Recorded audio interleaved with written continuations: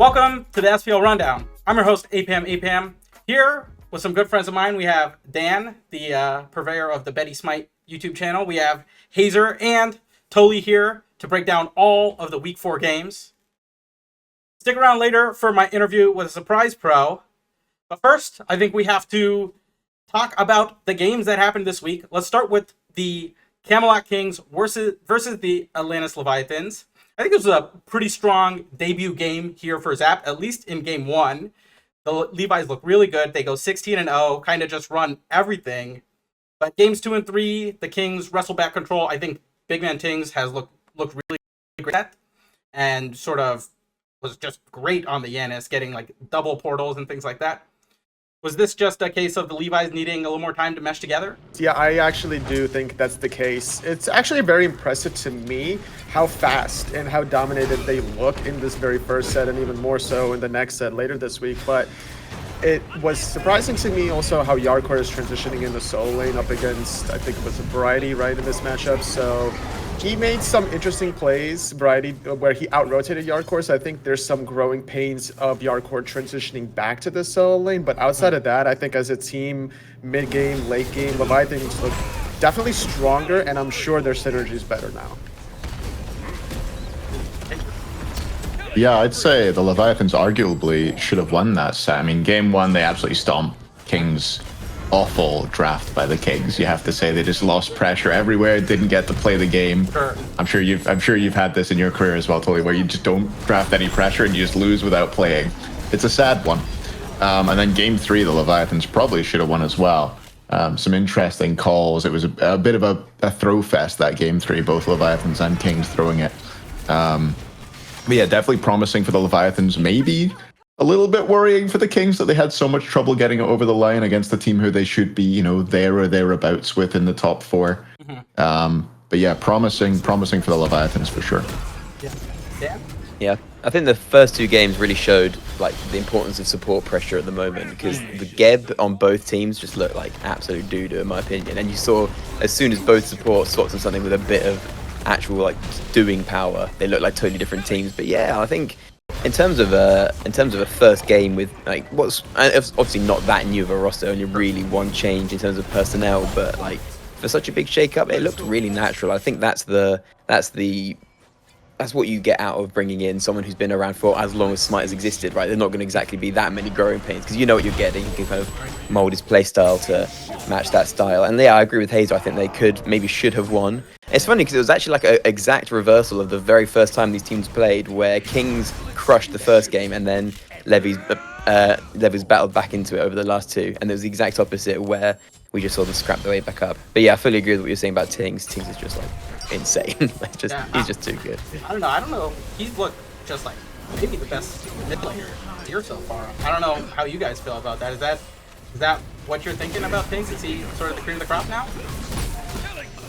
I actually had the privilege in Season 3 to work with Tings when I was coaching Fnatic way back in the day when he was still in that support position. I definitely saw promise in him then, and I'm seeing him really flourish now, even before the past couple of seasons. This is nothing really new out of Tings. I think it's just more in the highlight now with all these roster changes. So everybody's kind of like under this microscope when the competition for a position, I think, is very enticing to a lot of players, especially with the SCC. So Tings gets his Giannis banned down in game number 3, dominates with the Giannis game 2, and then into Merlin after his Giannis gets banned.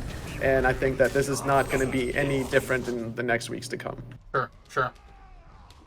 Yeah, Kings definitely up there at the top of the mid lane. I would actually have Ven as my number 1 mid laner, but Kings is close. I think both guys have been really, really consistent and really, really good. In my Hayzer power rankings, he's number 1 for me. But yeah, Ven a close second. I think it's all you, Toliy. It was all your mentorship when he was in that support Jean Qui's phase. I'll take them all the credit, sure. Sure. Any other final thoughts about this set? I mean, maybe not exactly how we thought the set would play out, especially the end of game 3, but did you sort of expect the Kings to inevitably take this set, or was there a bit more up in the air from you guys? I thought it could have gone either way, but I did predict the Kings to win 2-1. I just about had them winning it. But I think they were less convincing than I expected them to be in their victory. I definitely think Yeah, it was very close to a Leviathans win. I actually had, after that game 1, I thought Leviathans should crush it. I thought Kings would spit off the pace, but they're just too classy to throw away a game like that. So yeah, once the draft was sorted out a bit, much different team. Sure. All right, let's move on to the next set of the week. The Oni Warriors versus the Solar Scarabs. Bit of a roster change for the Scarabs here. I believe Cherry played in the jungle for both of the games in this set. And we got to see the debut, I guess. Maybe not the debut. Has Stu played in the SPL? No, I don't think he has. The debut of He Stu. has, yeah. Yes? He's played. He subbed SPL last year at one point. Okay, maybe not the debut, but Stu is back in the ADC role for the Scarabs. Love Stu. Big shout outs to Stu from me here. You know, Cherry in the jungle, but these just kind of ended pretty quickly. I think both of these games ended under 25 minutes. You know, obviously not the best look from a team that has had so much turmoil in the Scarabs. You can't really expect too much, especially this week. I imagine their scrims were not particularly great in the week leading up to it. You know, I think we know a lot about what happened in those scrims, but you know, I mean, a good win for the Onis. I think they really needed to win this. We would be asking a lot of questions if the Oni Warriors didn't win this. So, I mean, we expected the Scarab to struggle, and they definitely did. So, just, I think, what the Onis needed. Is that how you guys are feeling? Yeah, this was a must-win for the Oni Warriors, like you mentioned. There would be too many red flags and questions after this set if it was a Solar Scarabs win. But then again, we would be praising, I'm sure, as members out of the Scarabs for quickly bouncing back after the turmoil that they had to go through in the past couple of weeks. And unfortunately for Cherio transitioning into that jungle role, he got bullied by his ex-teammate. I don't think Nika was letting it easy on him at all that set. Yeah, I don't think so at all. Hayzer, Sure. Dan, any thoughts? Yeah, I mean, it was our second deathless game already of this weekend. There was game one of the first set was deathless, and game one of this set was deathless for the Warriors. Yeah, Cherry got bullied a bit by Nika, that's right. Dardes looked a little bit better on this Morgan Le Fay, and Neil looked a little bit better, and they kind of built into this week. I think this built them into it. I mean, there's just not much to talk about because they're being a Scarabs with, you know, two. Well, I saw Ben, a brand new player coming in. It's just, you know, it was never going to be fireworks this set. Sure. I mean, hey, Jean Kui, first win of the phase, right? Like, Yeah, let's go. yeah. Ali? Cali as well, that's right. Yeah. Dan? Yeah, I think in terms of gameplay, there's not really much to say, is there? I mean, if they hadn't won this, then, you know, that would be so much more of a story. But I think focus on the positives. Stuart looked comfortable in his first game, didn't look particularly like nervous or anything. Yeah, excited to see him play. And poor Cherry. At least Cherry now understands what it's been like teaming with Nika all these years, what he's been inflicting on everyone else, because he just got chased around the jungle. But they've been chasing him for like a minute straight. It was hard to watch. I feel like I recall they like played like Do-si-do, just running around a rock in one of the jungles at one point.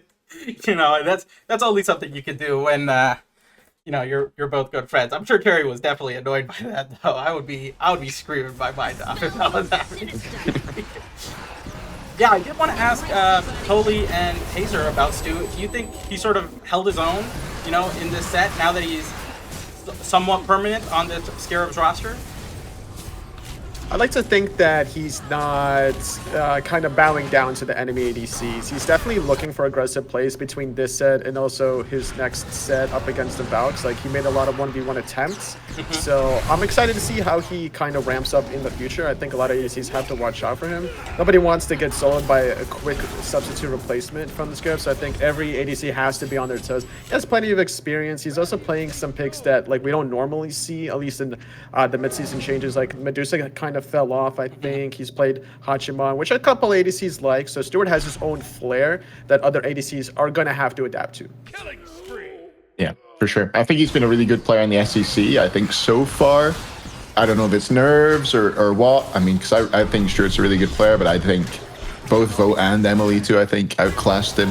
I think Vote especially. Vote, I think, is looking really good at the moment. I think that might be more of Vote being sort of in the zone, looking really good at the moment, playing at the top of his game rather than Stu making him look good. But yeah, I do think he looked like he was a little bit nervous, looked like he was a little bit off the pace, but I have every faith in him you know, coming into this Scarab spot and making it his own. Hoping we get to see the Stooler sometime. I think that's Yeah, one of does his, seem to be kind of viable, right? Yeah, it's kind of viable. It's one of Stu's sort of more well-known picks, I think, from the SEC and things like that. So, you know, maybe we'll see Stu pull out the Uller in some of these upcoming sets. Any final thoughts about this set? I mean, like we said, there wasn't really too much gameplay-wise to focus on here because the only Warriors, as expected, sort of snowballed pretty quickly. Yeah, all I'm going to say is it was a bad week to have a double header for the Scarabs. That is bad. That's rough timing. And a double header against the bottom two. Yeah. So Yeah. yeah. Just a rough week for the Scarabs all around, I think. Yeah, you would almost rather have to face like the best teams right away to kind of get over that, and then finally, once you figure out your roster and figure out who's going where and what role, that you would actually play teams that you have a chance against. Sure. Yep. Worst possible timing, I think. All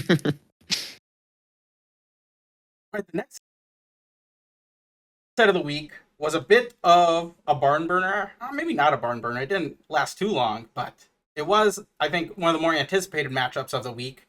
The Olympus Bolts versus the Atlantis Leviathans. You know, this is a classic Pharaoh versus Zap matchup. I think there was a lot of things going on here. Game 1, Bolts look really good. They lose basically a bad fight with a pause, I think. I don't know how much that pause affected them, but like, as soon as the pause came out, the Leviathans basically got decided. So yeah, I think it does have to play a bit of a part in it. But game 2, I think the Levi's were very good at this game. They controlled it basically from the beginning. And I think even in game 3, they were fighting in to the Bolts really well. It was very even. Did you guys feel that this was basically an even set? Has the top 4 basically solidified themselves as all sort of being able to take maybe a game or even a set off of another one? Yeah, I think so. I think they're pretty even. Bolts and Leviathans. Bolts, the team that are kind of trying to stretch themselves away at the top. Only one more team to beat in this phase to have beaten every single team and be 7-0. But yeah, I don't know. It was interesting. A battle of the mid laners, I thought, more than a battle of the ADCs as well. Yeah. Ven and Shinto both having their turn on Morgan Le Fay and both doing a lot of work on it. And yeah, I don't know. I think the Bolts are looking great. Leviathans did well to compete in this set, and them going, you know, even 1-2 with a roster change and someone switching role is pretty impressive. Yeah, to be honest, I think they threw game 3. I think they could have easily won the set. I agree with what you're saying. I think the top 4 is really solidified. But I think Bolts have definitely placed themselves as like top by some way. But that being said, I really do think that they should have won game 3. The game 3 was a bit of a game of throws. I thought Bolts started strongly, and then Levy's like won it back pretty hard, and then Bolts they threw a Fire Giant, then Bolts threw Oni Fury, and then Levy's throwing Titan as well. It was like a bit of a mess, and you could see a few of the growing pains. Like there was especially around duo, where you saw there was one point where Zap had to use speed and like just got out, and then like ended up porting back from base's time all the way in. And he was going in by himself. They both just died, and it was like really ugly. And the same with the end, where it was a bit of a Zap classic. But you can put that down to sort of early game stuff, but to early teaming stuff. But I think in terms of playing the best team in the league and potentially winning, at least going 2-1 in close game, that's got to be a pretty good feeling. But I think for Bolts, the biggest thing for me is the fact that even when Lasbrit isn't performing, they still look really good. And that was always the thing everyone said about them for the last 2 years, isn't it? It's like, oh, they're Lasbrit one trick, blah blah blah. But they don't need him to pop off anymore. Like on his Osiris game, he didn't look too amazing, but they've just got so much quality over the rest of the team that they don't need it as much. Yeah, I definitely agree with a lot of what you guys said. It's definitely a battle of the ADCs out of UAPM and the mids as well out of you there, Hayzer. But I think that at the end, all these teams, the top four that you mentioned, can take a game from another. Like that game 3 end call in the middle of Phoenix was so close. Like it was a 5-on-4, and then Barracuda responds like with 10 seconds left. Zap doesn't have Aegis, so he gets punished by the snipes, and these are the kinds of plays that you have to reflect on going into the future to be like, okay, we're gonna have to play so perfectly and so tight because it's never a free end call. When it looks free, you know, you might have a numbers advantage, but you kind of don't when you have to worry about a semi-global. And I think this set also is a reflection on how good Rama is going to be in the future and how highly contested he will be. Game 2, Zap wins with it. Game 3, Barra had a good showing as well.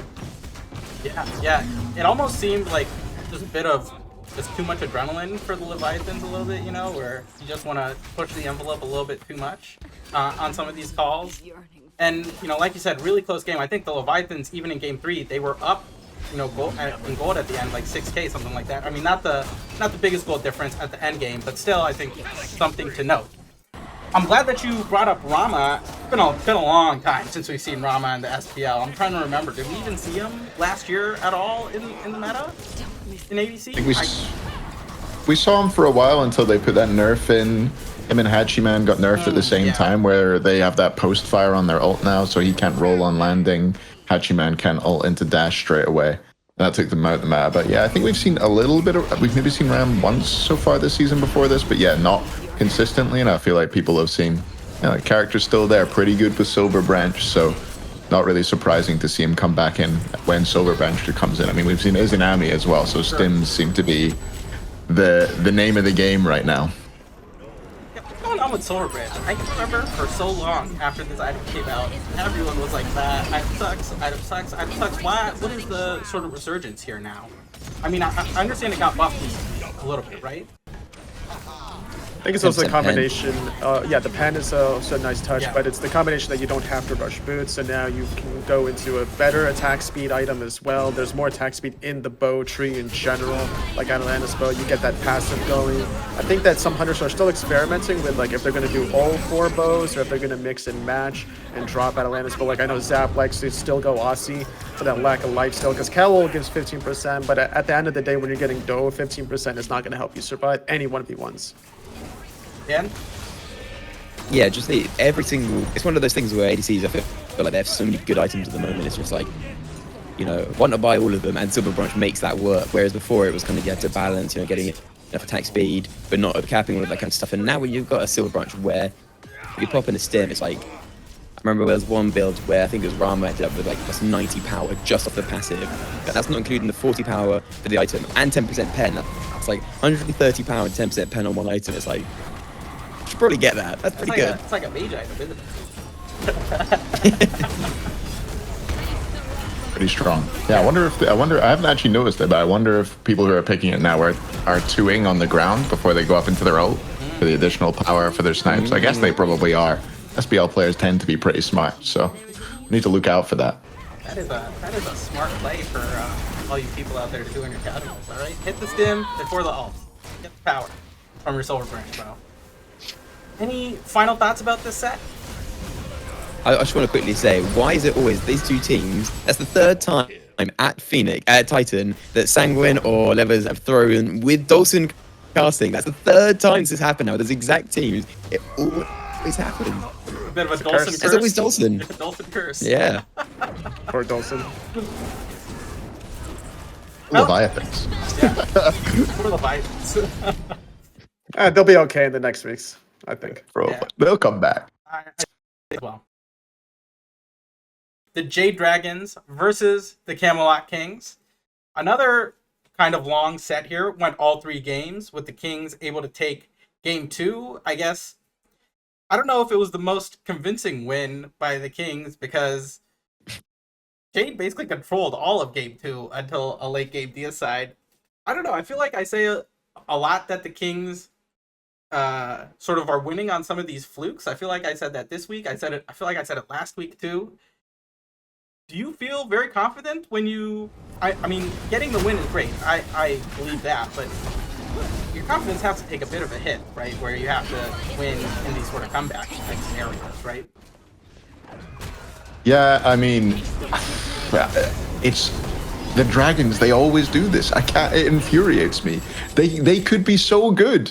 They are so good, but then they just inextricably sometimes on these late game pushes they just do dumb stuff, and we know they're smart. We've seen them play the game in a really impressive way, and then they just, for some reason, they just lose concentration. I mean, you look at the kills there, 29 kills to the Dragon, 15 to the Kings, and the Kings have won that game. I mean, you've got to be something going badly wrong, and it's not a new thing either. This has been happening last year with Rival, I think even last year with Ghost rather, even the year before with Rival. Same mistakes surface again and again and again, and it infuriates me. I know it infuriated Slaney when he was coaching them as well, so that's my takeaway from this set, is that the Jade Dragons are still doing that dumb thing they do, where they'll dominate a game and throw it, but they still win the set. Kings, yeah, lucky to get a game. I mean, I guess it shows they're good at their defense, their hold is pretty good, and their calling is good on that. But Dragons, I think, thoroughly deserve their win in the set. Yeah, what percentage did Myth give? It was like, well, I think Aggro said, you know, what percentage of games do you win with when the backlines are like 8-0, 20 or something? It's like, yeah, 95%, something like that. They're like, 95? No, that's way higher than that. And then they end up losing it. It was just, yeah, I couldn't agree more with what Hayzer said. Like, there is just something that happens when they get in front of that Phoenix, and then just something switches off in the brain, and Netra just went absolutely hog wild. Yeah. I want to quickly shout out the Izanami pick though, because it actually, for the first time in my life, I'm going to praise an Izanami pick, because into Odin especially, absolutely destroyed the Odin cage. It does. Bracken destroyed his walls. Like, there was one or two times where you'd see Cabra ult, and by the time his ult animation had finished, the wall's already gone, because he just like literally just a couple, well, with the server branch build as well, just like half a second and they're gone, absolutely shredded. But all of my praise for Izanami was instantly ruined by the fact that he built animosity. Like, I don't care if it's good or bad, it just, the sight of animosity is Izanami. They want to puke. Toliy? Yeah, so this set I think is a great example, like Hayzer demonstrated, of like what's holding back the Jade Dragons from being like the top #1 team. They can win sets against any team, but they still seem to struggle closing out clean sets, and that's what determines of being the best team or like, you know, top 4 team potentially every now and then. So something needs to start clicking better for Jade Dragons. We're still in phase 2, so there's a lot of time for that improvement. I'm sure they're going to go through the tapes and figure things out on how to clean up these sets. But in the time being, it's hard to like really predict what Jade Dragons are going to show up. Like, is it the Jade Dragons against the Bolts now, like the previous week, versus the Scarabs the previous weeks, or is it versus the land team that shows up? You know, I think that sometimes they might take it not necessarily too easily, but they might overlook a certain factor and just think that they can, you know, run it down, for example, and they get punished for it. Sure. Still think, you know, I think we're left a little bit wanting from this Kings roster. And I think, you know, there was a gore stat this week. I think in all the weeks before this, Captain Twig had only died like 31 times, and this past weekend, he died 31 times. So I wonder if something is maybe going on. That's a pretty stark difference there in, you know, the amount of deaths that you're having, right, from in just one weekend. So it just feels a little bit concerning for the Kings. Yeah, I think two the deaths Achilles in this jungle. set, right? Yeah. Oh my god! I think the Achilles jungle looked really rough. It did not look a strong pick at all. I think the Kings are just this team who, to me, against the lower end teams, they're like the least likely to be upset. They just seem to be so confident. They just seem to lack that extra little level against the best, and it means you end up with games like game 1 where they just got destroyed, like absolutely destroyed. Yeah. Yeah, I can't do maths. It's 18 deaths, I think. Whoops. It also seems that like Twig is going back to this like facilitator position, you know, when he used to play with Variety back in season 3 in Obey Alliance, where he would like play the setup, and you know, game number 1 the Achilles didn't look too hot, and then game number 3 on the Fenrir he looked a little bit better in terms of the setup, but it's not the play style that I think that Twig needs to start playing. I feel he needs to get off to an early start and start dominating for his team to start getting these wins. Yeah. Any final thoughts about this set? I wanted to just bring up, you know, that we're talking about the Jade Dragons maybe trolling a little bit. I saw a tweet today from Kabam talking about the trolling the scripts, and the quote was, "We're trolling this one for sure, right?" So, you know, I'm glad they're having fun, but sometimes it bites you in the ass a little bit, right?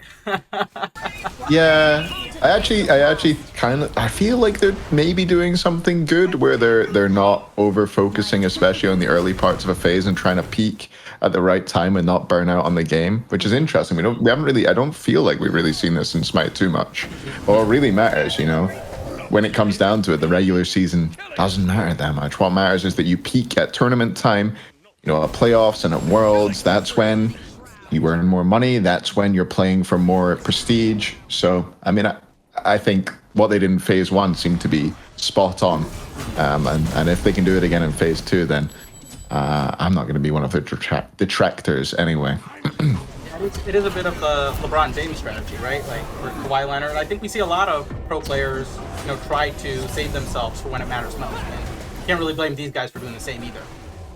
I mean, that's kind of what Zabman did in the past, right? Season 3 with Eager, Trifecta 4, and then the whole SK stuff. Like, Sure. He wouldn't necessarily win too much in the regular season, but he brought his team to the lands where it mattered the most. And I was kind of hoping to see Zab stay with the Scarabs to see how he would bring this team up potentially moving forward, but we're not going to see that opportunity. The next set of the week, kind of a big upset. Maybe not a big upset, but the Valks finally get their first Phase 2 win versus the Solar Scarabs. All I have, the first bullet point in my notes is Valks win, Valks win, Valks win, exclamation point, exclamation point, exclamation point. So I know that those EU boys are probably feeling really good. I do have to mention the weird sort of comps that the Scarabs were having to play with. I think in Game 1, they had Inbound in the jungle and Slaney as support. And then for Game 2, they moved Solar Troll into the jungle and put Slaney in solo with Inbound back in the support role. Hayzer, you want to start us off here? Thoughts on this? Was this sort of the coming out party for Emo and Zeros? I think they played probably the best Smite they've played all season long, right? I think it was especially Zeros. I mean, not playing Neath and playing well. That's something that we haven't really seen all season. Raijin, Game 1. I remember even the first 5 minutes, I think I mentioned it on when I was watching the game, saying Zeros rotating somewhere doing nothing, story of his season. And then he kind of went sicko mode from then on. He was hitting huge Raijin ults through the corridors. Emil, I think, got a solo kill in Game 1 when Stu went a little bit over aggressive. It was either Game 1 or Game 2. He was definitely playing. It was Artemis into Haim, I think. Yep. Rapper, I think, looked better on the Terra as well. The Terra, I think, was a pick that suited him, and the Umoja wasn't too bad either. It was good stuff from the Valks comparatively to what we've seen before, but there's a big asterisk on it. Did any of this mean anything? I don't know. Only positive for the Scarabs, I guess, is Inbound is still really, really good at Hercules, and he should keep playing that whenever he gets it, because, I don't know, I love watching it. He hits everything. He dominates with that god. Ken, your To thoughts me, it on this wasn't an set? upset. Yeah, It wasn't an upset to me. I think, like, if Valks didn't win this, then, you know, like, what is there to say if they didn't win that? I mean, you've been gifted. There has never been a bigger gift of a game in your life. What I will say is that it was really refreshing to actually see players looking good again, because you can keep making excuses for ping for as long as you want, but at the end of the day, you do have to, like, even with bad ping, you can have good moments. I just felt like those good moments really weren't happening for the Valves, and it was getting a bit tough to watch. To actually see the popping off again, you're like, yes, these players are actually really good. Like, they're still good.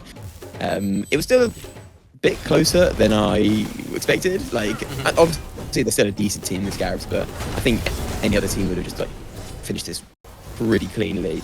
But I will say the Scarabs, I think, looked a lot better in Game 2 with Solo from the jungles. Slaney, so I think that seems to make a lot more sense to me, because SOT played jungle for a while in the SEC last year, so I think that seems a little more comfortable. But yeah, just really nice seeing them actually pop off again. It's been a little bit overdue. Toliy, your thoughts on the Valks versus the Solar Scarabs? Yeah, so we saw a dominating performance from Zeros finally not picking the Zhongkui, right? Like, almost goes completely deathless at the end there. I think it was like literally the last minute or two before he died. But dominating performance by them. I expect this to be a victory for the Valkyries, because, you know, Scarabs are still trying to find themselves. Like everyone mentioned, you know, a little bit of changes between Game 1 and Game 2, between positions. I think Game number 1, though, Inbound didn't have the worst performance on the Gilgamesh. I've seen so many highlights from him hitting miraculous skill shots on the Hercules, on the Circuit support also. So I know he can play jungle, but I think like support for whatever reason to me is his more natural position. And I think that's how it should stay. Sure, sure. You know, I did maybe want to talk a little bit about who you guys think or feel could be potential junglers for this Scarabs team, because we sort of know that they're still looking. All the options are open. I think there are a lot of names out there that people are floating. You know, maybe Scream, maybe some other players in the SEC, things like that. Who would you guys like to see them pick up? Do you think there's a good candidate to fill in the jungle? You know, I'm assuming it's going to be someone in NA just because of the visa situation. You know, what are your thoughts on who the Scarabs could potentially pick up for this jungle role? I think it's a very hard one. I think if you can't get Sino or Scream, as I'm not sure they can, I don't think Sino would. I think Sino would be the perfect option for them. Somebody who's going to lead that core a little bit more and bring in the experience that they lack would be a great pickup. I'm not sure they'll be able to get him. I know he's still in school, right? Still studying. Yep. Scream, I don't know. He's previously said he didn't want to join a team he didn't see as, you know, potential of winning things, and I guess that depends how he sees the Scarabs, whether he'll consider it or not. But I think right now it's a very difficult situation for them. Like, I don't know who the good options are after Scream and Sino, personally. Yeah, yeah. Toliy, any thoughts from you on who they could pick up? I don't know the options either, but like if you think about the past junglers that are not in the SPL currently, outside of Sino and Scream, like maybe adapting an answer, but exactly like Hayzer mentioned, how much work do those junglers coming from the SEC want to put into this team to try to win a championship?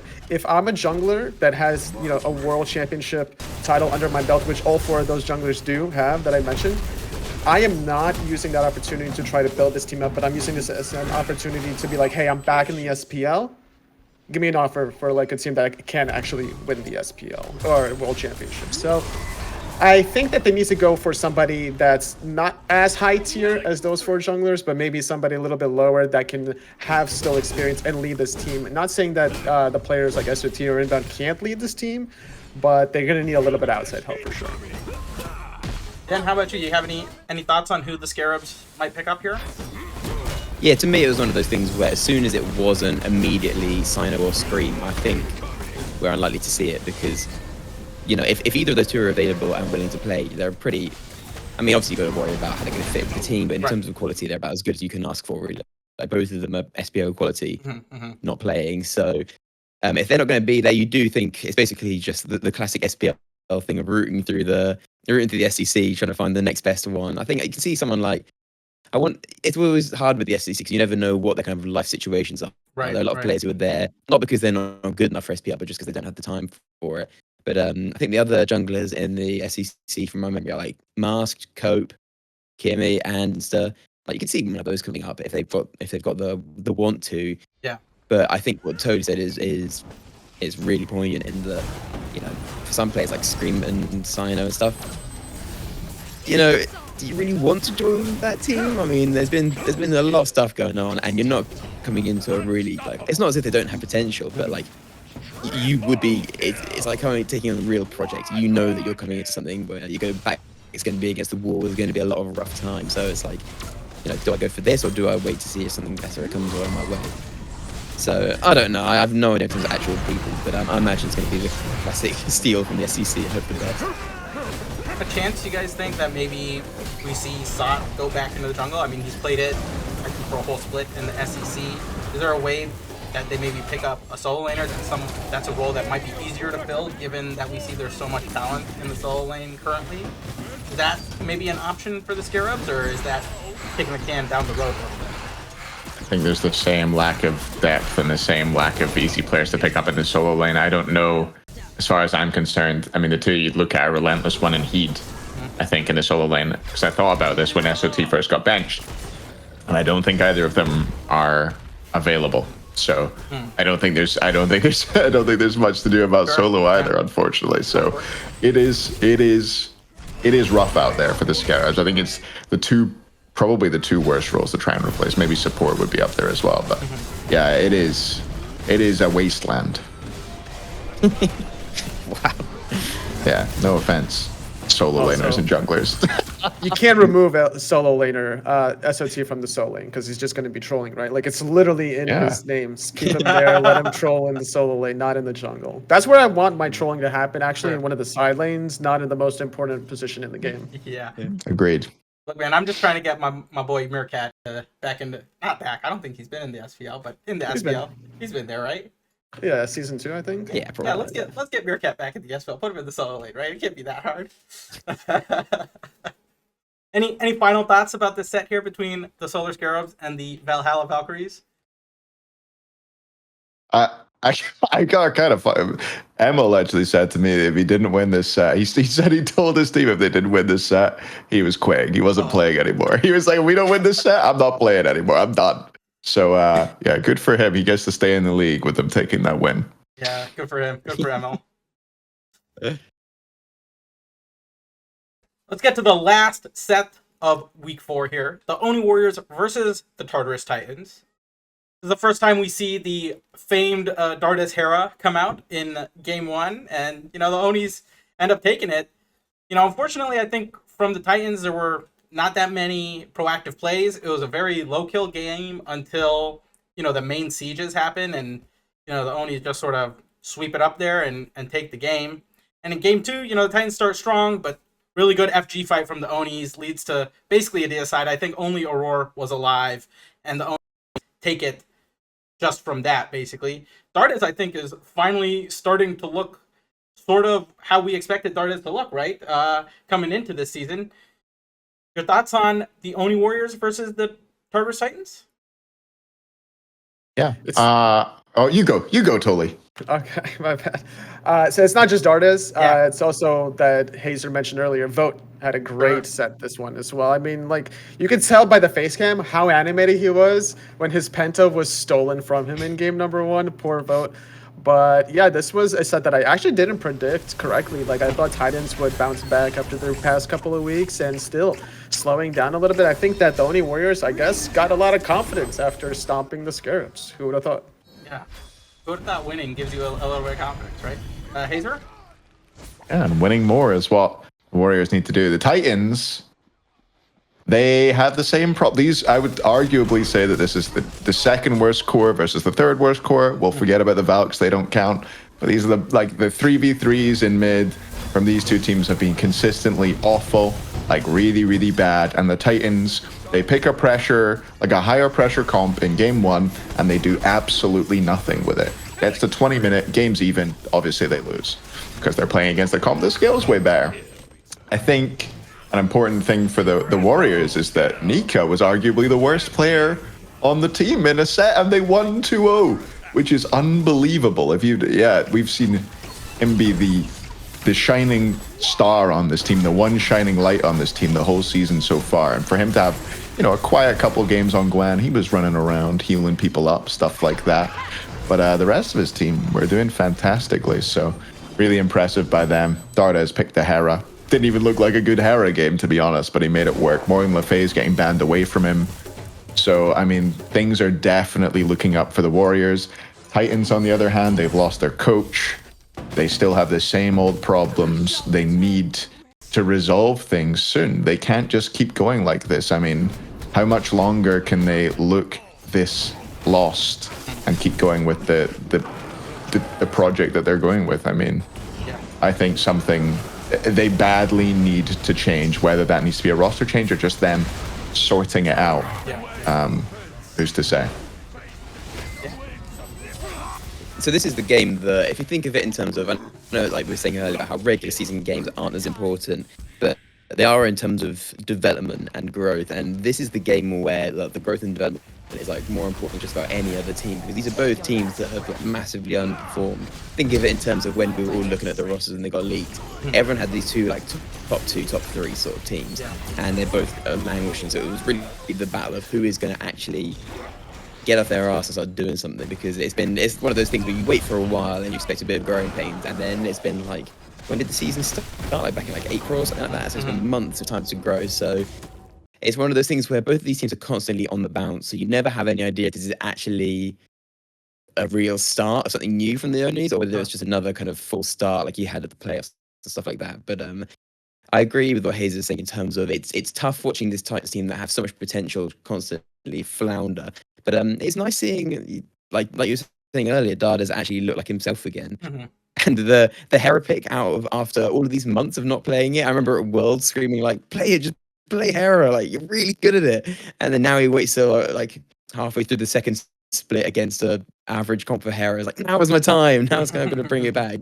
It's a bit random, but yeah, it's good to see that they're not as reliant on Nika as we thought they might be, because it started to look like the Nika carry project for a few weeks. Yeah, this Titans team, I don't know. This is not a good set, I think, if you're a fan for them. And I think this team has a great amount of all-stars talent, right? Like, back in Season 4, Benji with the United winning that. Season 5, Splice, Aurora, Cyclone, Spin, 6 and 7, back-to-back, Scary D and Paul. I think that they need to collab together with, like, how they want to in-game lead this team moving forward. Because the plays that they're doing, especially in this early to mid-game, it's just a little too inconsistent, and they have to kind of really rely on the mistakes, I think, of the enemies to start getting these wins, and it's not something that we should be seeing out of a team that's kind of stacked like the Titans, like on paper, right? Yeah. Hayzer, you mentioned them sort of not having a coach. I think Cheerio announced that he is going to be playing in EU SEC. You know, you're a former coach, and you know we've all been around the scene a little bit. Is there someone that you would like to see them pick up in particular? Is there someone you think that could help bring a little bit of organization to this team that they seem to be lacking now? Hard question. I mean, I don't know that there's that many tenured coaches around. I think Kassir would be the one I'd go to, I suppose, is I mean, you've got Kassir, who's done it. You've got Alpha Jackal, who I think is doing things with Old Rival at the moment. Those, I guess, are the two most experienced that are available as far as I'm concerned. Maybe they want to go down a different route and get somebody who they know, maybe an ex-player, an ex-teammate or something like that. Probably not Divios, but maybe somebody who has teamed with them before and pull them in and get them to help them out. I'm not sure. Maybe Toliy can step back into the coaching role. Who knows? But I think what is important for a team like the Titans for me is to, with all these all-stars and all, I mean, they have egos. I mean, every player has an ego, and it's good to have an ego in some ways, but they need somebody who they're going to respect and somebody who they're going to listen to the opinion of and action it, you know, and not just say, nah, this guy doesn't know as much as me. Yeah. So they need somebody they're going to respect, which I think is going to be hard to find. I hope they can find somebody who they feel is the right person for the role. All I'm saying is that Hayzer gets a new job right as the Titans coach lead. Is that a coincidence? Crazy. Is that a coincidence? Crazy. Maybe there was some kind of butterfly effect type thing going on there. But yeah, I took myself out of contention after seeing that lid of the bin on the floor. I mean, they're living like animals in that place. Toliy, how about you? Any thoughts? I know you've been away from the scene a little bit. Any thoughts on maybe someone who might be able to come in and help at all? Or? Yeah, I've been away from the scene since like all of Season 7 and halfway through Season 8, so I'm still kind of learning about who's in the scene, who's in the SEC as well, so it's hard to, like, for me to give a prediction who's available and who's not. But they definitely need, I think it's more about in-game leadership than it is about organizing scrims, keeping track of picks and bans. Right. They need more in-game leadership than they do an outside player coach. You sort of expect them to just not worry about the coach role too much and just keep it going as good as they can? You know, going into, I imagine there's some playoffs and stuff coming at the end of Phase 2 and things like that. Is that, or do you think they're going to really try and look for someone to help them? I mean, at the end of the day, they have to concentrate on their play more than they do need to concentrate about getting a coach, right? So how valuable is that coach going to help them when the game is live, right? Like they're all like flying by themselves without a radar, right? And it's essential. So I'd like to see maybe Aurora step it up a little bit, because I know that's what he loved to do back in Season 5 Splice days. And they had a very unique playstyle back then in Season 5 with Divios going some Guardian supports. Now we're seeing Benji, or Guardian solo laners. Now we're seeing Benji play those solo laners. So maybe that's leaning towards the Season 5 Splice days. Who knows? We'll see if Paul can step it up with the Outwash and the Vulcan, but I don't think that's going to be the case, because Paul has a much different playstyle than Mosswall did back then. Yeah. Any final thoughts about the last set here in Week 4? Benji's still a monster as well. That's worth knowing. That guy is really, really goddamn good at Smite. That guy doesn't even play the game. It's not fair. He's got to have so many Smurfs. Surely, there's no way he just pieces out all week. He doesn't play. Just scrims. It's insane. So he says. Maybe he's fooling us all, but I believe him. I mean, if they're double I reckon scrimming, this is my lane 4 as days a a Benji week, Smurf. right? Then They he's ain't played double quite a bit. scrimming 4 days a week. That counts as playing, right? This week, I had the pleasure of interviewing the solo laner for the Jade Dragons, Fineokay, to talk about Phase 1 and Phase 2, and look back on his Smite career on the whole. Check it out. Hey guys, I'm here with the solo laner for the Jade Dragons, Fineokay, to talk a little bit about Phase 1, Phase 2, and look back on his Smite career on the whole as well. So we got to start with Phase 1. I think even this is probably indicative of Phase 2 as well, but it's been a bit of a roller coaster this season for this squad. Getting some good wins, having maybe some interesting losses. I won't say that. I'm not gonna antagonize you here, Fineokay, but a little bit of a roller coaster here. Can you talk about that? I mean, it's a little bit different than what you have been used to on this rival squad for the past couple seasons, right? Yeah, it's definitely a little bit different than past seasons. Usually we take the regular season pretty seriously and do pretty well. And I'm not sure entirely what it is. I think maybe different. At least personally, I feel a little bit different during the regular season now than I do in the past years, just because the past couple of seasons we worked so hard during the regular season and did very well, won basically everything, and we're at the top of the leaderboards and everything. But when it came to Worlds, maybe we fell short a bit. So I personally this season feel much more focused on the grand goal, which is Worlds, but also the playoffs, the tournaments. So the actual regular season itself, there's just so many games that it's kind of hard to care 1,000% or 110% about every single set. Obviously you still care because we're a pro player and we do get paid to win and everything, but it's it's just I don't know, it's just a little bit harder to focus on all those things. So Sure. That's kind of been my mindset. The team as a whole, I think we're just there's been a lot of meta changes and stuff like that. We're just trying to figure out exactly how we want to play. So I think that's what it comes down to. So. Sure. You mentioned playoffs.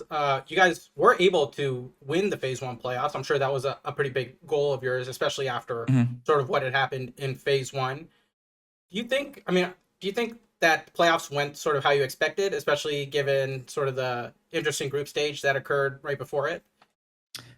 Yeah, it was it's kind of a funny story. When we were in the group stages, I didn't realize that we were only playing each of the teams once, and that also those games were the only things that counted towards going to the playoffs, right? Because what ended up happening was Scarabs ended up making it, and they had one of the worst records in the league. And then the Warriors ended up making it as well, I think, and they had one of the worst records. And the Kings didn't make it, and they had one of the best. And I didn't know that when we were playing those games. I think maybe our last set in those group stages I knew. So I was like, oh my goodness, I didn't realize that it was like that crazy that those teams at the lower end could make it and everything. So I was a bit surprised by all of that, how the group stages went and then going into the playoffs and everything. But as far as our performance, like I said, we're focused on the tournaments and everything like that. So I'm not too surprised that we did well in the tournament, but how it went, I mean, it was pretty easy. I feel like we kind of beat the Warriors pretty convincingly, and then the Bolts, who have been playing really well lately, and even during that phase, we kind of handled pretty well as well. So, hopefully we're just showing up for tournament day. Yeah, I mean, if you do that all year long, I think that's how you win Worlds, right? Exactly. Yeah. Last thing I want to touch on here in Phase 1, and maybe this is sort of going back a couple seasons too. We've sort of seen that man be the kryptonite for this team, and I'm sure that's not something that you guys really care too much about, but I think we've seen a lot of analysts talk about it, and the results have really gone Zap's way, unfortunately for you guys. Can you talk about your guys' mentality, maybe since Zap has been at the cause, maybe not the cause, but part of so many of your guys' losses over the past couple of years here? Yeah, I think Zap's a really good player when he wants to be, and I feel like he tries harder against us, or that he I don't know. I think he is actually one of the harder people to dive when it comes down to it in these important games. He's very good at playing like sometimes he'll kill him, but like he'll live for so long that like he'll bait for like a Paul like last year, and that's why he was so good on that team. Is sometimes Paul wouldn't be the one to like shine and everything and carry, and he would, but Zap was like a big like reason that he was able to do that and Yeah. bait, and Zap's always been good at that for the past 8 years of Smite. Everybody camping him on stream and him trying to fight like 1v4 and stuff like that. Z for 5 or whatever it is, but Zap for 4. That's an emote for yeah, sure. exactly. So I think he's just really good at that, and I think our team is very heavily like frontline focused. Like for the past 3 years, like if the front line, like me, Mike, and Sam this year, and Ben in the past, like if we're running things on the map, then like it's going to be pretty good. And Zap's just really good at playing into those like tanks and stuff. So I think that's part of the reason. I know. I mean, I think Max is the best ADC to ever touch the game. So I don't really think it's like a ADC difference. I think maybe it's just like, sometimes we'll choke. We maybe choked at Worlds a couple times, but I don't know. He's definitely a good player, so it's hard to play against him sometimes. Sure. Want to sort of move on to phase 2 here. Unfortunately, not really the best phase for you guys. I looked at the standings and I was surprised to see you guys are 3-3 in this phase. I thought you were able to get a couple more wins, but a bit of a similarity to what happened in phase 1. I remember listening to Hayzer, and he thinks that maybe what you guys are doing is just waiting to peak right before Worlds or heading into Worlds and things like that. And it reminds me a lot of in the NBA where they do like rest days and things like that. Is this sort of planned out a little bit for you guys, or is it? I'm not going to say you guys are not trying in these games, because obviously that's not the case. Like, you want to win them all, but are some of these games like more like rest days than like the most intense matches? I think when it actually comes down to like playing in the game, we're all trying our absolute like 100% and trying to win that day and everything. So it's not anything really in that specific, like when we're in the game in the middle of playing. But I think like I said before, personally, I'm taking a little bit of a different approach this year. I'm trying to be more, I guess, trying to spare my time a little bit better when it comes to just like grinding Smite all day. I don't want to like ruin the mental all year, stream Smite like all day, every day, because I think I kind of want to, like, I've been playing other games. I've just been doing other things to kind of like, keep the mental going and keep it positive. So like you said, it can kind of save like the grind time and stuff for more important parts of the year.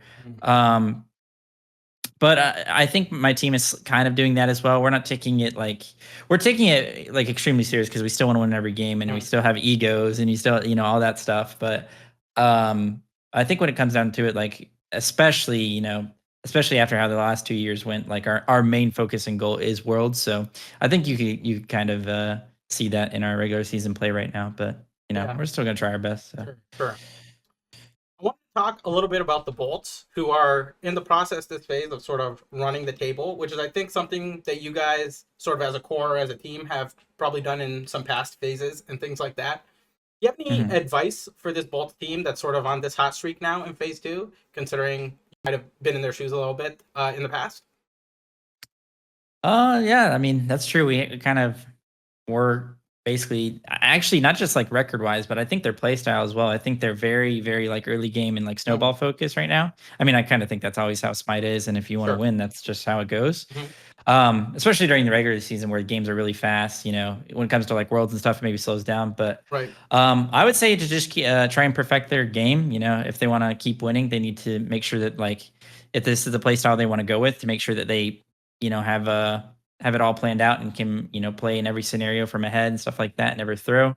Try and get that down pat. That's maybe something we suffered from in the past. And also maybe just try not to get too high on the highs, as you wouldn't get too low on the lows, especially because, like, I mean, the Smite audience, they're very they have a lot of recency bias. So you could be owning, and then the Bolts could come out next week and lose both their sets, and everybody's like, "Oh, this is the worst team in the league. What's going on?" So try. You catch them saying that on my show, okay?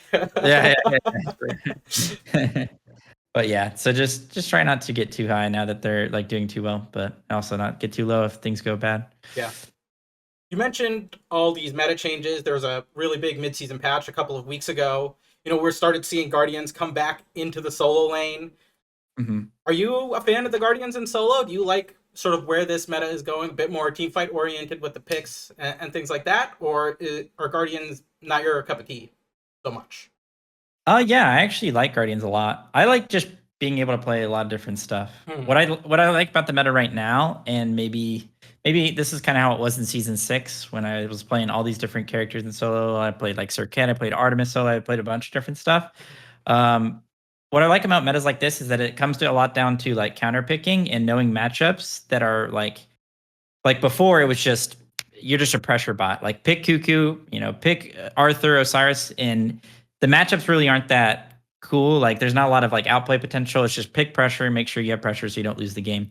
Now it comes down to like, well, now you can pick like counter matchups and pick these gods that are maybe not that viable like a Kabrakan, but it's viable in this specific matchup because like these less, it's not just pure pressure every single game. So that's what I like about this meta. And I also like the trade-off is that the lane is maybe a little bit more stale, like because if you're against if you're a Sobek, you're against a Sobek, you're never going to kill each other, right? And that's pretty stale. Yeah.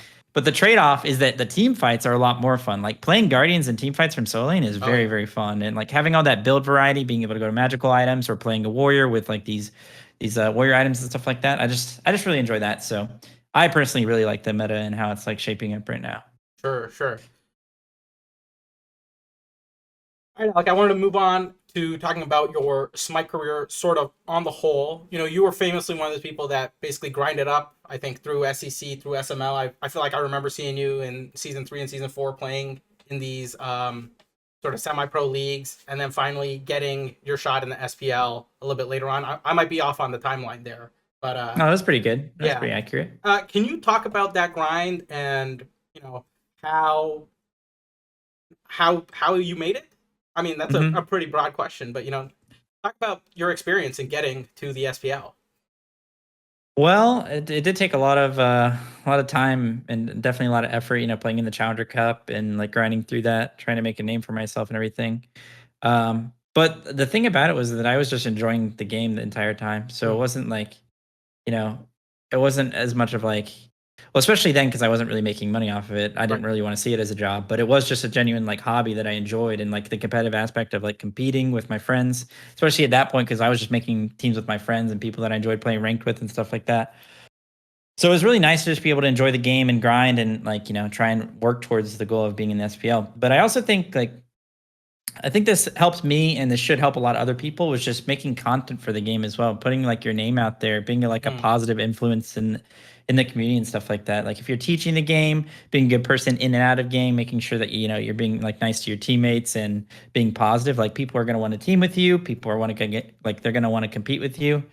I think that's part of the reason I was able to actually make it. And a lot of people maybe won't make it into the SPL, and maybe not because they're not good enough. Like there's a lot of players that I think like when it comes down to it, like Smite's not that hard of a game. Like you can make it to that level just about communication, being a good teammate and stuff like that. So I don't know. I think being a content creator helped a lot, and just like worrying about that, but also just grinding the game, playing ranked, being the best I can. Yeah, piggybacking off sort of your content creator answer there, do you think that teaching people about the game helped you understand the game a little more comprehensively at all? Definitely. Because, I find, if I try to teach someone something, my understanding of that subject, increases just as much. For sure. I think it's, I don't know if it was like Einstein or something. He said something like, if you can't like answer, maybe it was like, you need to find a better way to ask a question. If somebody can't answer it, maybe it's not because they don't know the answer. They're too stupid to answer it. Maybe it's just you need to ask the question in a better way. And I think that's kind of how like teaching maybe Smite is as well, is that when you're teaching the game, you have to maybe understand it a little bit better so you can explain it better. So then you get a better understanding of it in return. It's like a little cycle, I guess. So I definitely think that. And then of course, after you started teaching people and you've kind of developed, like I have developed this, like, I guess, expertise. Yeah, exactly. Or popularity for it. Sure, yeah. When I go through just like playing through the game, I think about it in a more of like a in-depth level so that I can explain it in more depth. And so it kind of just like conditions you to be more like aware of everything that's going on, especially when it comes to the meta. Yeah. So yeah. I wanted to ask, and I've been asking this of a lot of players, who were maybe some of your rivals in the SPL or on your way to the SPL? And sort of the flip side of that coin, are there any people who've been mentors who have helped you out getting to the SPL level or even in the SPL? as far as like rivals go, I don't really have too many. I think most people in the SPL are kind of like all cool with each other, all friends. And when it comes to like in game, maybe it's like Paul, especially now that we've lost to him twice in the Worlds. Sure. Definitely want to like. It'd be cool to play him again this year at Worlds and beat him. Maybe some people in Soul Lane specifically, like Benji and I have always been like, in game, pretty like neck and neck when it comes to matchups, especially because he was the former teammate of like Max and Mike, PBM and Panda Cat. So there's like a lot to prove there as well. Still is, I guess, to this day. But apart from that, nothing too much. I guess maybe Zap as well, obviously, with the whole Kryptonite storyline and everything like that. So there's still that. As far as mentors, I don't know if anybody specifically in game. Like all my teammates, I've always enjoyed. Like even my Challenger Cup teammates, like Sheikah, he and I were like really close, and like we kind of got a lot better at the game together. But just like watching people's streams and YouTube, like we used to watch a lot of Zapman, Barracuda for the ADC role, but just getting better at the game in general was good to watch them. Omega when he would stream, Cyclone when he would stream solo, I liked watching them. Deathwalker, of course, season 4, season 5.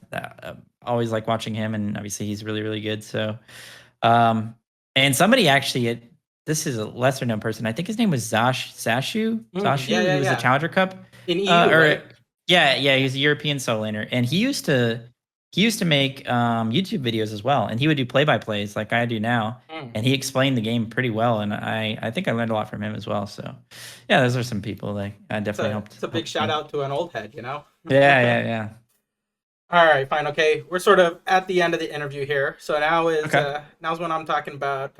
I'm gonna ask you about who you calling out, trying to start any beef. Is there someone you're trying to call a salty tower boy, or is there someone messing up your scrims? And then if you don't have anyone to call out, give some shout outs, and if you have anything you want to talk about the game or the SPL, the league, I'm gonna give the soapbox to you, and say what you need to say. Okay. I don't have anybody specific for the shout out, but just basically any jungler that keeps coming to my lane in scrims, like you're just I'll die to the ganks. I promise I'll die to them, but it's not making you any better. Trust me. So that's the only person I have to call out. And then as far as like shout outs go, just shout out to you guys, especially for these shows, like helping out the community and helping people like get a better look at SPL and everything, all the players. And then if you ever want to learn Soul Lane or Smite in general, you can check out my YouTube or my Twitch at Fineokay on Twitch. And then, of course, Dude, I'm Fawns on YouTube. You can just type in Fineokay Smite on YouTube and you'll probably find it. So I think that's it, though. Yeah. Well, last shout out is get some SPL merch, shop.smiteproleague.com. Go support your favorite SPL team. Go get some nice Jazzberry Jam on that hoodie. No, the hoodie is a pink one. Jazzberry Jam on the jersey, I think, right? Yeah. Just get any of them. Yeah, get the sleeve. Yeah, get the sleeve. Oh man. Yeah. The mic sleeve. That's a thing to get. I need to get my own sleeve. So thank you so much, Fineokay, for joining me, and I wish you the best of luck in the upcoming phase and going into Worlds. Bye, guys. Any sort of general thoughts about this week? Sort of a big shakeup in the SPL, I think, with regards to rosters, at least one roster, and sort of the reverberations of that. Did you expect roster changes to happen? Or, I mean, obviously there was some internal turmoil in some of these teams that led to some of these roster changes, and there were some external factors as well that led to some of these roster changes. But I don't know, it seemed like the rosters were fairly stable, especially at the end of phase 1, and it sort of all is coming fast and furious here in phase 2 with regards to these changes. Is that something that you expected, or did you think it was going to be a bit more like... I didn't see these. Well, I thought, the Scarabs are performing above where a lot of people would have expected them to be in the standings, being sort of that 6th place team. Titans are struggling a bit in 5th, maybe. But then the bottom 2, Warriors and Valks probably not going to make changes just because of the ping issues and the external issues that they've got that are meaning that they're doing poorly. So I thought that teams would probably be pretty okay with where they were. And then, everything happened with the Scarabs. I think if we hadn't seen everything explode like we did, rosters might have said the same. I guess that Julio on the Leviathans as well was probably his ban was, or his initial suspension then ban was obviously a bit of a an initiator in the Scarabs implosion as well. So yeah, just I don't know, just crazy. I did not see it coming. So I didn't see these specific changes happening, but every single season in Smite, there are roster changes, halfway through, especially as we're leading up to the most important phase, number 3, coming up soon. It's better to do it now and get it over with than later down the road. And thinking about it historically, I'm trying to think of teams that won world championships that made roster changes halfway through. And the only team that actually comes to mind for me, I think, was that Cognitive Prime team switching Dare to Care to, for Chef Hinla way back in the day. I can't... If anyone else has a team that comes to mind. Splice made changes that season. I think they were slightly after the start of the season. I can't even remember. They had some weird players on that team to start off the year. They had Baskin for like mid-season invitational, I remember. But was that after their championship or was that before? No, I'm talking the season they won, season 5. Season 5, I'm sure they started the season with a different roster and they changed it. I think it was spring split rather than mid-season, but I'm sure they made roster changes. Okay, so but at the end of the day, like if you're trying to get to that championship team, you need stability, you need chemistry, and you need to do it sooner rather than later. So better now. Yeah, I think you're right about those roster changes, Hayzer. I recall, I think maybe the best might have been on that team at the beginning of season 5, and I think apparently was the best in Yuji, the best in Yuji. Yeah. So that was the weird one, Yuji being on that team. But I think you're right about that, Toliy. I think they made those changes, like Hayzer said, in the spring split early on enough that they could do the summer house thing and build their synergy that year and really ride that synergy that they had gained in the summer to winning worlds. So yeah, it is unexpected roster changes, I think, for me too. Dan, your thoughts on the mid-season roster apocalypse? Yeah, so if you think of it in terms of like where we are in the season, it seems like the perfect time to make changes because we're pretty much halfway now. So it's like you have the project, the kind of we'll see how it goes kind of things, getting to the point where it's like, okay, we now need to make a decision and it's not working sort of thing. So if you look at it from that point of view, it seems fairly natural time to change. But I agree with what Hayzer was saying. The roster seems pretty stable, and even if you were expecting roster changes, like I don't think you're expecting it to happen like that, where it was just like, hey, one person's benched, and now the whole league has just imploded within like the space of a day. Yeah, it was really crazy. The power of Twit, long as it. Yeah, the power of Twit. Like I had never seen things sort of the sands shifting so quickly to use it on her ability, right? Shifting sands. But like, I mean, it felt like Monday, SOT was benched, and on like Tuesday, everything blew up. Yeah, so, it was wild. Although I think still it wasn't even the biggest roster apocalypse craziness this year. The start of the season this year, the Zungle, etc. Yeah. That was I don't even know. If Coop wanted more drama, he's definitely getting it by bringing all these guys to Atlanta. I think us in the Smite Pro League industrial complex here, who thrive on the edge of the Smite Pro League, I think are very happy for all these people coming to Atlanta and all the drama that's happening. It obviously just makes it a bit more fun for us, to watch the matches and talk with players and things like that. So, a very interesting week here. One thing I do want to say quickly is that it made me laugh so much when people came into chat a few days afterwards who like don't follow stuff on Twitter and they're like, wait, is SOT benched? And it's like, oh, you have so much to catch up on. Like, you have no idea. Where's Layers? Where's Zapman? Why is Shot playing? Who's Slaney? What's going on? Oh man, poor Slaney having to play SPL games. Yeah. I feel for him. I think he might have got the shortest stick out of all of them, right?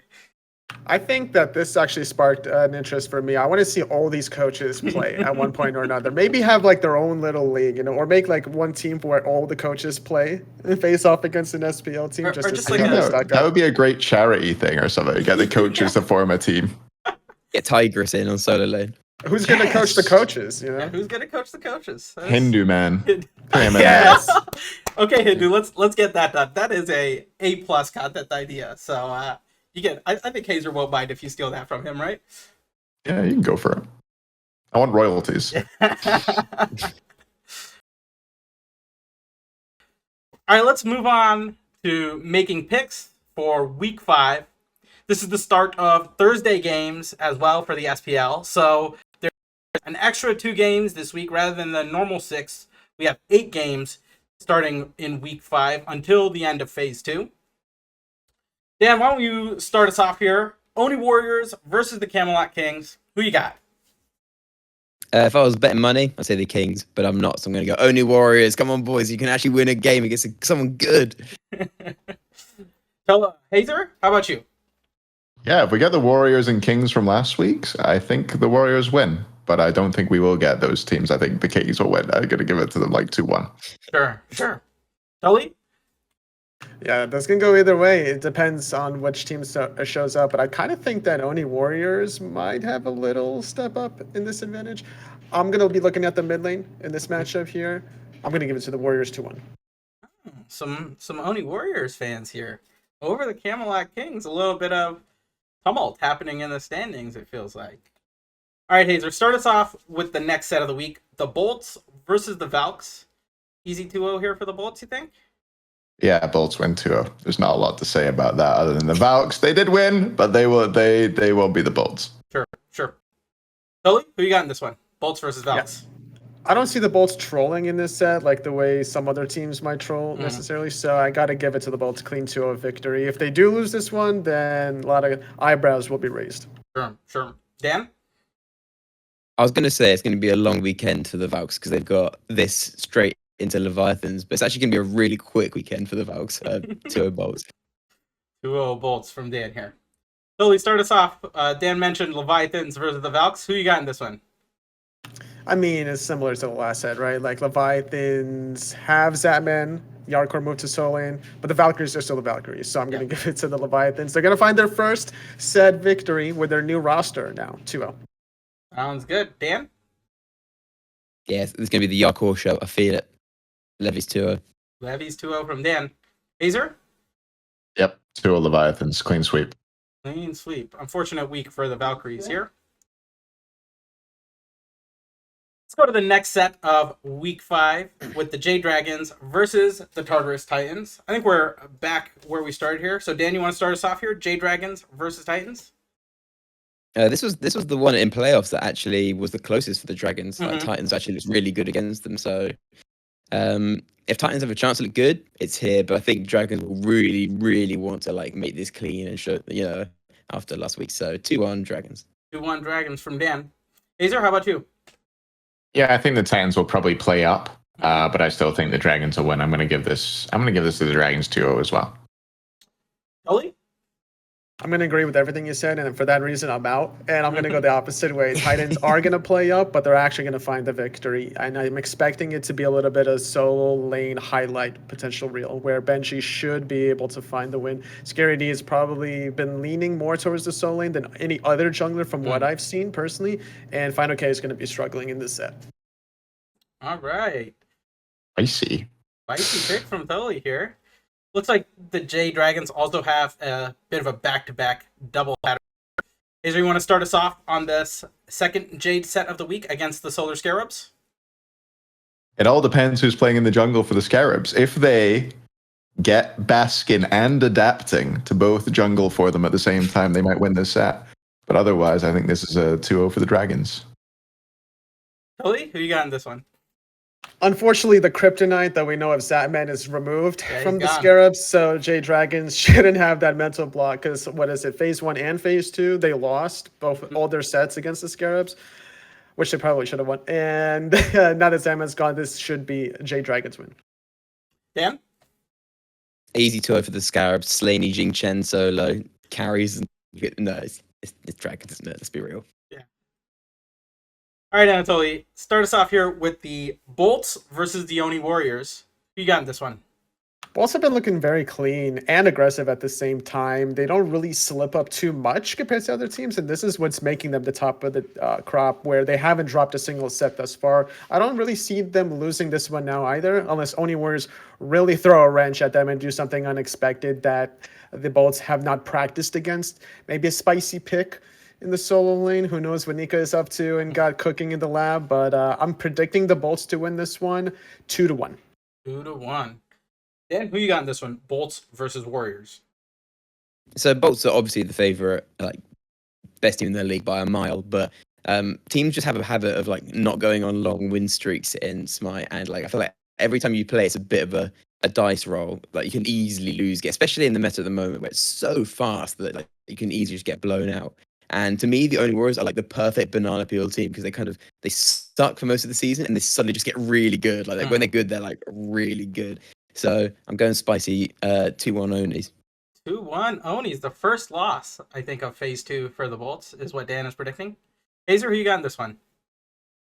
Yeah, I think the Warriors playing against the Kings on Thursday is going to give a lot away for the Bolts, and they're going to have good prep time coming into this to have a look and see what they need to counter strat. They only play the Valks on Thursday, only the Valks. I know. I feel a bit mean talking about the Valks every time, but you know, it is what it is. Bolts, I think, are going to come in. Ro's going to have some good strats, and they're going to take down the Warriors. I think probably, I'm going to say 2-1. 2-1 for the Bolts there. Dan, let's start with you again here. The last two games of Week 5 starts with the Tartarus Titans versus the Camelot Kings. Who you got in that first set? I've said that Kings are the best at shutting down like lower end teams, especially ones that don't really know what they're doing on the map. And I think if there's any team that, you know, looks a bit clueless running around the objectives, it's Titans. So I've got Kings. I'll say 2-1. 2-1 Kings. Hayzer? Yeah, same reason as Dan. I think he's spot on there with how the Kings play against lower end opposition. I think they're really, really clean in those games, and I'll give them a 2-0. Toliy? I'm going to give it to the Kings 2-1, and I have to kind of look at these junglers. Who's going to really step it up between the two? Is it going to be Scaredy or Twig? And I think that Twig is going to step it up today. Sure. Has a little bit more experience there to fall back on, I think, in the jungle role than poor old Scary has. Last set of the week, it is a bit of a revenge match. I don't know if it's even a revenge match. Leviathans versus Scarabs. Zap sort of coming back home to his old stomping ground, so to speak. I don't even know if that analogy works in the Smite Pro League at all. But of a return for Zap facing the Scarabs here. Who are we on here? I think Hayzer. Let's start with you. Who you got in this one? Me. Yeah. I got Leviathans. I mean, last time these two teams played, it was in scrims last weekend. Bad things happened as a result of it, from what I've heard. So I'm going to give this to the Leviathans. I'm going to say probably 2-0. I think previously as well as the Kings being good against lower end teams, I think Leviathans are pretty similar in that they just kind of run them over. They're really consistent. They know what they want to do, and I think we'll see that against the Scarabs. Sure. Toliy? I'm going to give it to the Leviathans as well. But if I'm the Scarabs going into this set, I'm doing everything in my power to make his Zap have a living nightmare in this set. Honestly, just like camp him, steal his purples, and see if you can actually ramp up off of that. Sure. Dan, finish us off here for Just Week 5. Just like a normal Zap stream then. Yeah, it's just like a Pretty normal much. stream. I think this is going to feel so nice for Zap being on the other end of this, where your team's just, when you're in a ranked game and your team's just winning while you're just AFK in lane. That's basically what I think is going to happen. I think at the moment, Levies look like super reliant, not reliant on Panatom, but he's like the barometer. If Panatom's doing well, they're winning. If Panatom's not doing well, they're losing. And I think if you've got any setup for Panatom to pop off, it's this. So I think, yeah, pretty quick 2-0 Levies. Yeah. Thanks for watching the SPL Rundown. Be sure to catch us every week before the SPL on Twitch.tv/SmiteGame. If you want to catch extended cuts or past episodes of the SPL Rundown, be sure to check us out on YouTube at APAM Productions on YouTube. And if you have any ideas for future guests, feel free to DM me on Twitter at APAM2 or at APAM Productions. We try to, fulfill your requests as much as we can. Finally, I'd like to thank my wonderful analysts on the show this week. Let's start with you, Dan. Why don't you shout yourself out? My name is Dan. You can find me on YouTube at Betty Esports and on Twitch as Betty Smite. I forgot my own Twitch, but yeah, that's it. Hayzer? Yeah, I'm Hayzer. You can find me on Twitter at Hayzer Smite. You can find me on Twitch at just Hayzer. No just there, just Hayzer. And yeah, that's me. Toliy? Twitch.tv/Toliy and Twitter.com/IG@Toliy. Thanks a lot for joining me, guys.